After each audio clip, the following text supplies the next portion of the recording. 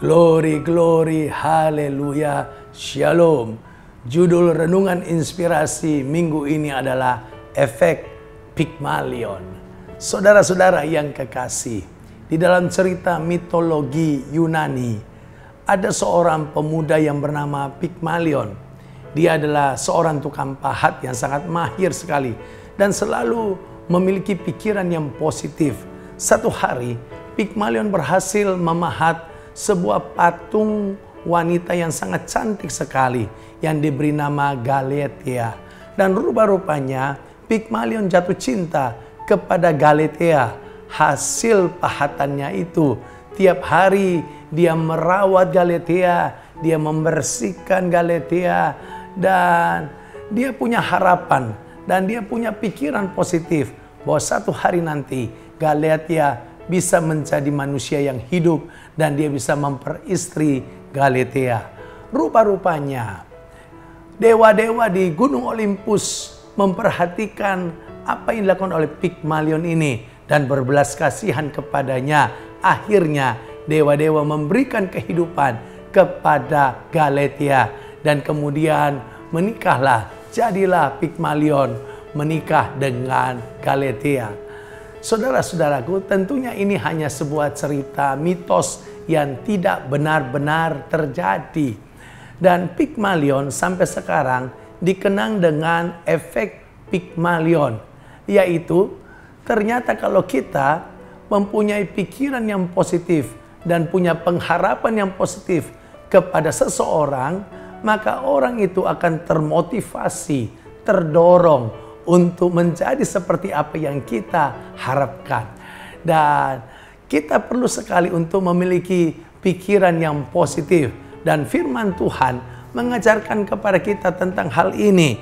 Dalam Filipi pasal 4 ayat 8 dikatakan demikian.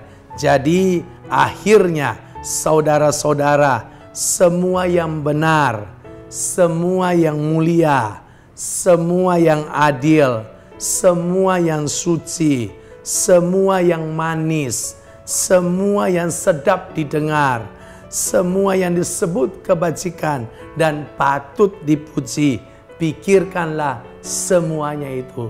Kalau saudara memperhatikan setiap item yang diajarkan oleh firman Tuhan harus kita pikirkan, itu adalah hal-hal yang positif.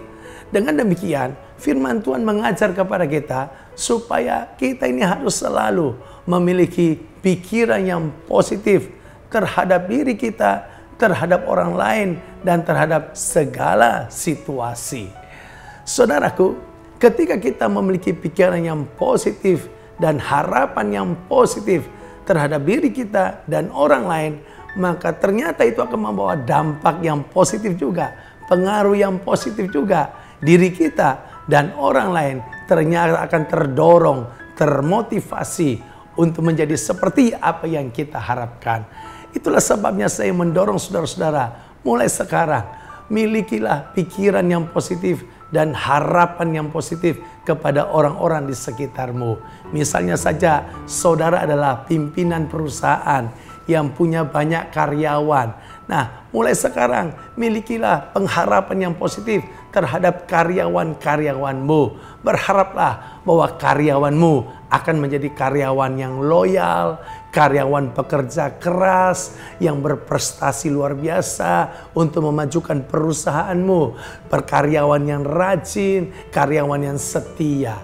Dan ketika saudara berpikir yang positif seperti itu, dan mulailah ucapkan, beritahukanlah kepada karyawanmu atas harapan-harapanmu itu kepada mereka. Dan cobalah saudara lihat, nanti karyawan-karyawanmu akan mulai terdorong mengikuti pengharapanmu. Dan mereka akan menjadi karyawan-karyawan yang luar biasa, karyawan yang berprestasi, karyawan yang rajin, karyawan yang loyal.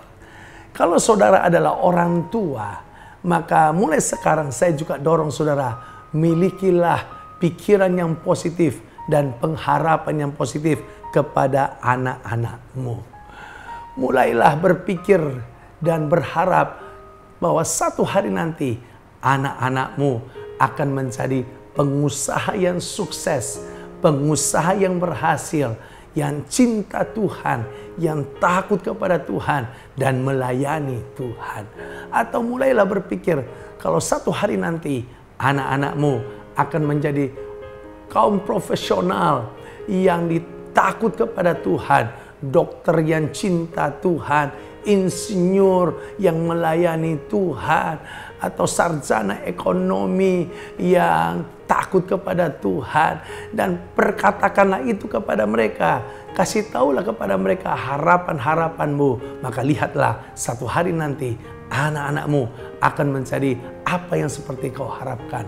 Atau mulailah berharap bahwa satu hari nanti anak-anakmu akan menjadi Presiden Republik Indonesia. Dan tidak ada yang mustahil. Dan mulailah ucapkan itu, harapkan itu terjadi pada anak-anakmu. Dan lihatlah anak-anakmu bisa terdorong, termotivasi. Dan tidak mustahil satu hari nanti mereka bisa menjadi Presiden Republik Indonesia. Atau mulailah berharap bahwa satu hari nanti anak-anakmu akan menjadi pendeta besar yang melakukan perkara-perkara besar, yang menggembalakan jemaat yang besar, pendeta yang menyenangkan hati Tuhan, pendeta yang memenangkan banyak jiwa bagi Tuhan. Dan ucapkanlah itu, beritahukanlah kepada anak-anakmu harapanmu itu. Maka lihatlah anak-anakmu akan terdorong, termotivasi untuk mengikuti seperti yang kau harapkan. Dan tidak mustahil satu hari nanti mereka benar-benar akan jadi pendeta besar yang dipakai Tuhan dengan luar biasa, yang takut kepada Tuhan. Jadi ternyata saudaraku, efek Pygmalion ini sangat mempengaruhi kehidupan kita. Dan itu harus diawali dengan memiliki pikiran yang positif.